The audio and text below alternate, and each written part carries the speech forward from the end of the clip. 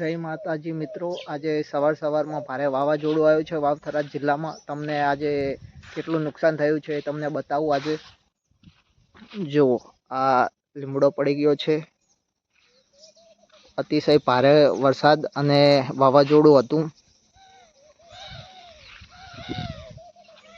ખેતીમાં પણ થોડો બગાડ આવ્યો છે. એડા ભાગી ગયા છે, રચકો પડી ગયો.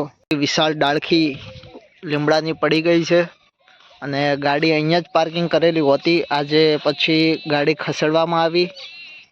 તરત અહીંયા ગાડી પાર્કિંગ પડી હોય છે, પણ આજે જ ત્યાં વાવાઝોડાના લીધેથી અહીંથી ખસેડી લીધી, નકર ગાડી ભાગી જોત.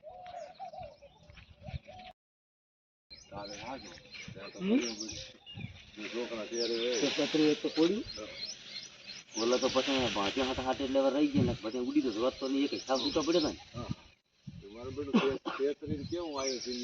વાતાવરણ હતી પણ મેં તમારું નહીં ગયા એટલે ધ્યાનમાં નતો લીધું. આવું વાત તો સાંભળી હતી કે આવે સારું